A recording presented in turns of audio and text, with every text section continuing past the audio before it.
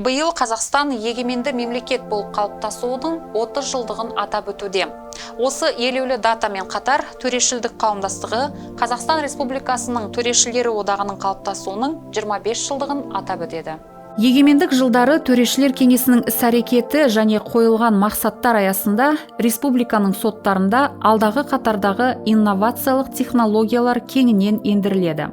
Олар сот әрекетінің барлық кезеңдерінде қолданылады. Құжаттарды қабылдаудан бастап үкімдер шығару және атқарушы құжаттар көшірмелерін беруге дейін.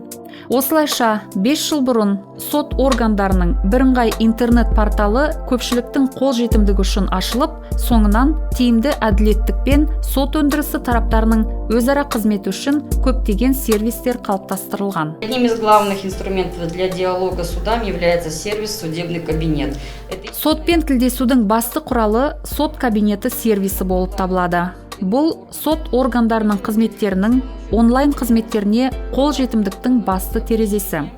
Бұл қызметтің көмегімен пайдаланушы электронды түрде сот инстанцияларына өтінішін бере алады.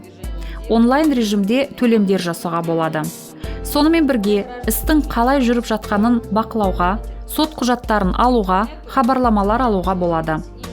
Интернеті жоқ азаматтар үшін тұрғындарға қызмет көрсету орталығы мен сот кабинетінің қолжетімділігі бұрыштары ашылған. Ыңғайлылық үшін кабинеттің мобильді қосымшасы дайындалған. Онан тыс тұрғындарға қызмет көрсету орталығына азаматтар соттарға түрлі өтініштермен электронды өтініш ақпараттық сервис арқылы жүгіне алады. Электронды қылмыстық өндіріс ендірілген. Соттарды бейне конференц байланыс арқылы өткізу ұйымдастырылған. Отырыстар залында аудио бейне тіркеу жүйесі қызмет етеді.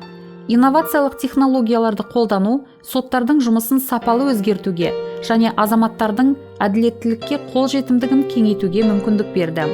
Тәуелсіздік жылдарында сот жұмысындағы тағы бір жаңашылдық медиацияны, яғни екі тараптың келісімге келуін қолдану болды.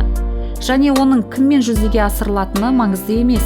Тәуелсіз медиатормен ба, немесе келісімге келтіруші төрешімен бе. 20 июня 2020 года законодатель внес изменения в 2020 жылы 20 маусымда заң шығарушы азаматтық процессуалды кодекске өзгертулер ендірді.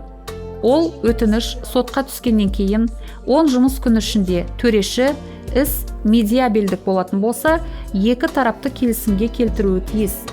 Яғни дауласып жүрген екі тарапты сотқа шақырып, құпия түрде әңгіме жүргізіп, медиатор ретінде сөз алады. Бұл қызмет төреші медиатордың жұмысы деп аталады. Азаматтық іс қозғалғанша өтініш қабылданғанға дейін екі тарапты келісімге келтіруге тырысу керек.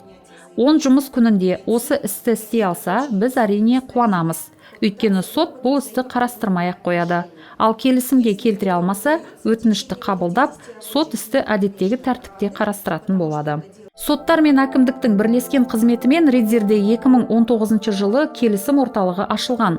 Кәсіпқой медиатор, адвокат пен психолог күнделікті жүздеген ридзерліктерге кеңестік көмектерін көрсетеді.